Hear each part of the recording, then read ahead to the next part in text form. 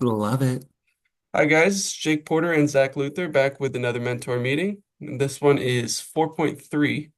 So let's see here. I'm gonna share my screen. I had to create a text set of instructional materials that I could use.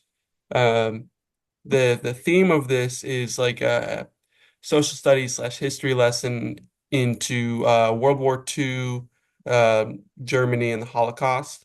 Hmm. Um, So I had to come up with a variety of different text sets, include like their grade level, description, and why they work. Um, and so my first idea here was this first set of resources is all books.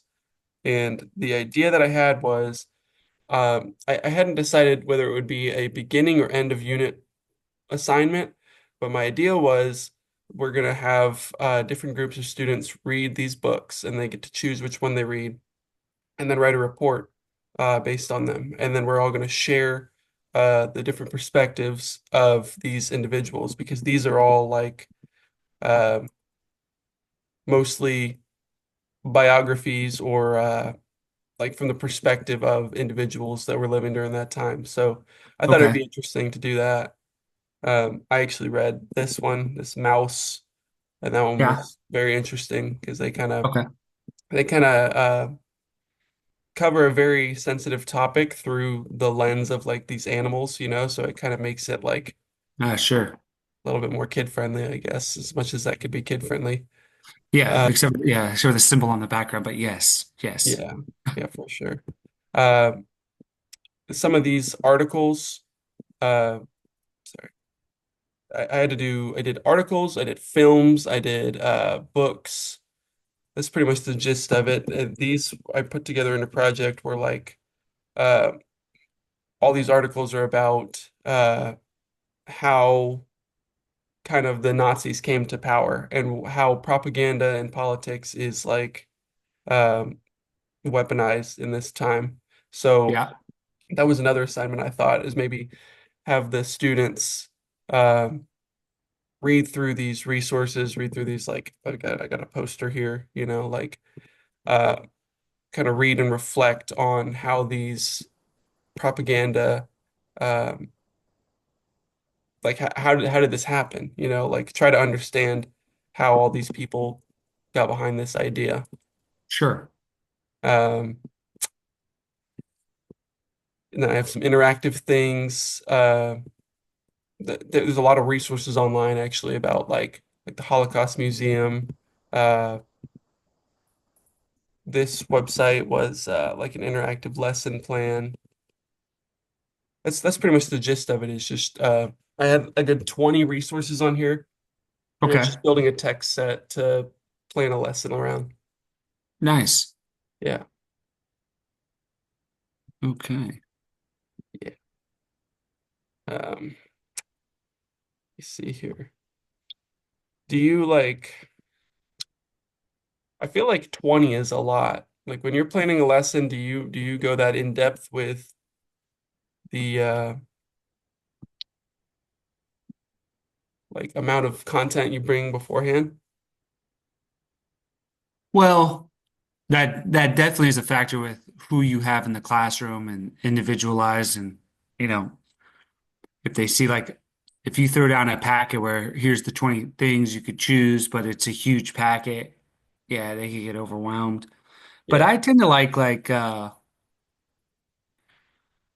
maybe like two different sheets, like so they know like this is the one sheet of like the to-do list of all the things I kind of got to do.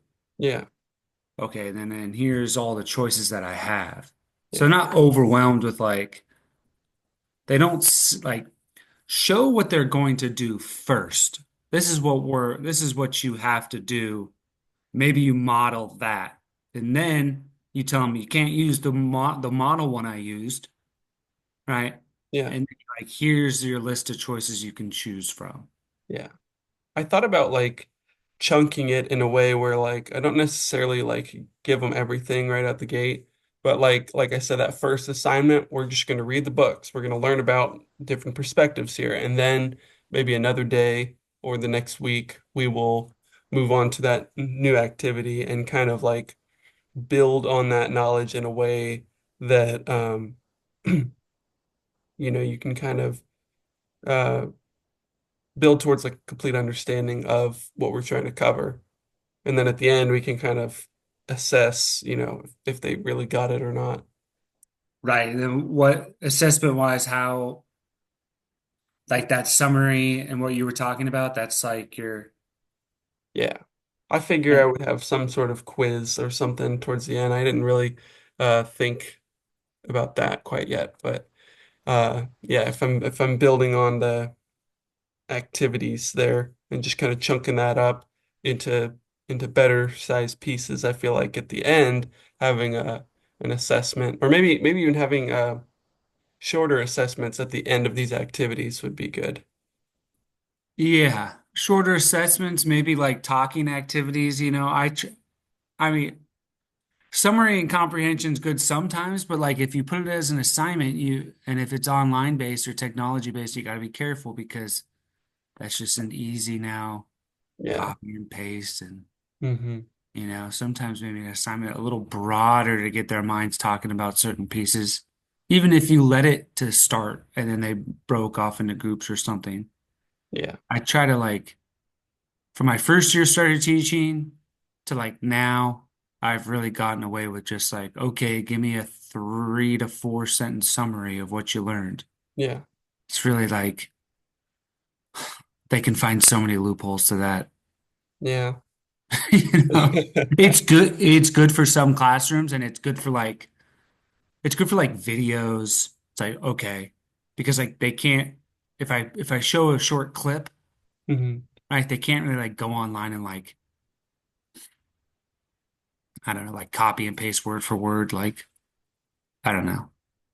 Yeah. Well, ideally, I would want to do a lot of this in person rather than, sending them home. Like you said, they can just go Google or Chat GPT or whatever. Uh, Hmm. but like I had a class where we read one of the books I put on there, Parallel Journeys, and we kind of read it like group or partner reading, and Yeah. then we would like read and reflect on that, and that was pretty effective in getting everybody to uh, kind of do it. I also I've been looking into ed tech tools for a different assignment, and I found this Hmm. site called Nearpod, and Yeah. Nearpod's really great for You're like, fine. yeah, Hmm. yeah, you've used it before. And Maryville used to have, I don't know, last year when I was at the junior high, Nearpod had an account. That was really good. Yeah, I liked how it was like the assessments kind of built into Yeah. the thing, and then it's Yeah. like you're kind of going along with the kid. It's really good if the student is engaged and like likes the topic. Yeah, It gets a little, sometimes it could be a little bit of edgenuity where like if that person just doesn't like to online independent, yeah. they just kind of shut out. But Well, you've been, it's yeah. nothing's perfect.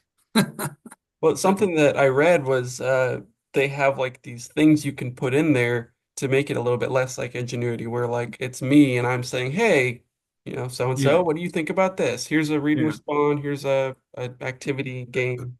Yeah, it's a little bit like it's a canvassy where you can record your face and things like that, or like they can literally see you. So yeah, Yeah. yeah. Nearpod was a big thing. They spent a lot of money when like COVID happened because they thought that was going to be the perfect online learning tool. Yeah. But I don't know what really shifted with that.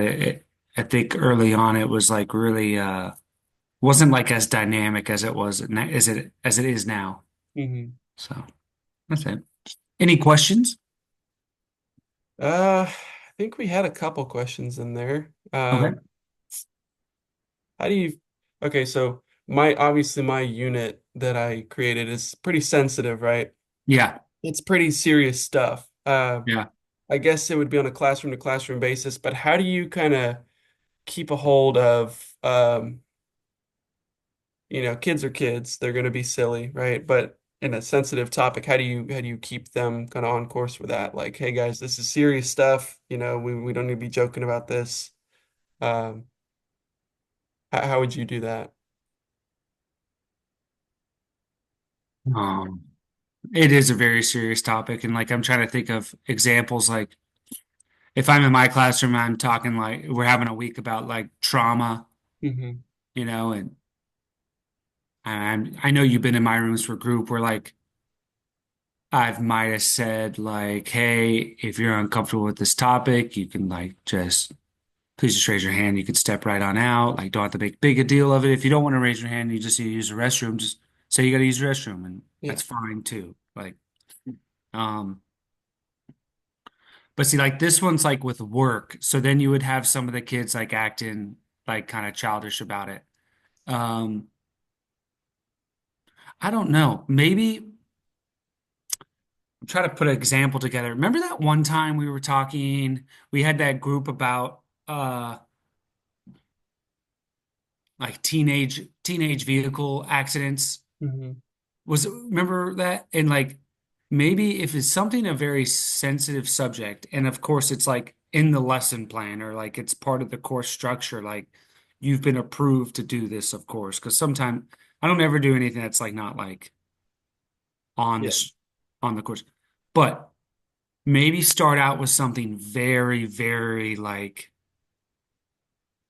at the top of not cool, like Mhm. very serious, very, it kind of, one, it gets them kind of in that mindset of like, oh, this is horrible, Yeah. right?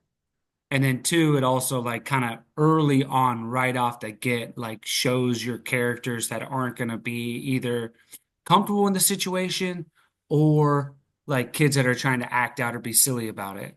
Hmm. All right, so like kind of maybe an early assessment, nothing super long and nothing like really towards the main assignment, but something that really like might uh people, might be kind of shocked about or maybe they didn't know about. And then you could like talk about it and be like, this is a very serious thing, and then kind of lay out like kind of the social contract and the ground rules to it.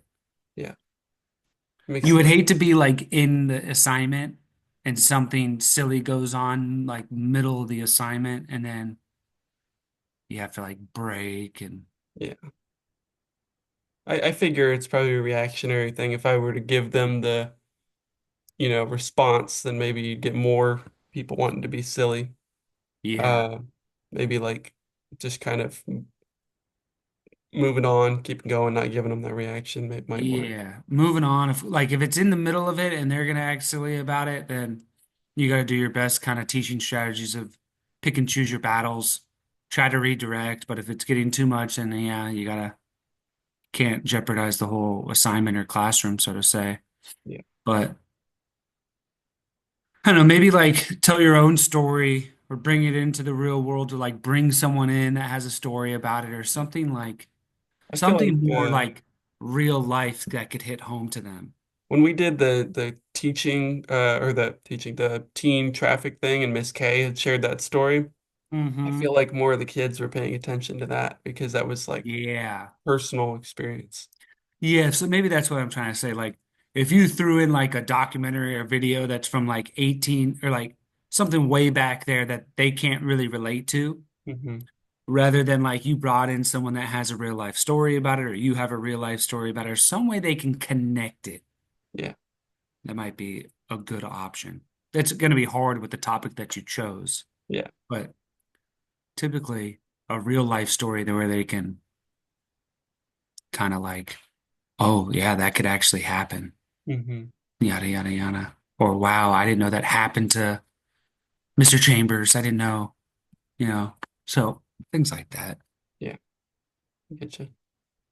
Yeah. Yep. Well, I think that's about it. That's it? Yeah, we're good. Oh, Simple. all right. All right. Thanks, man. All right, just text me whenever. Anything else? No, that's it. I got you. All right. And then hey, if you need help with any of the last couple things, you just let me know. I have plenty of stuff. Will do. On the IEP side, everything's going good. Any stuck on any of that? No, I got through that. Really, what's killing me right now is I'm having to record videos for things, and that's always, fun. But Not so fun. keep trucking. Yeah. All right. Well, I'll talk to you soon, all right? All right. Thank you. Yeah, of course. So yeah.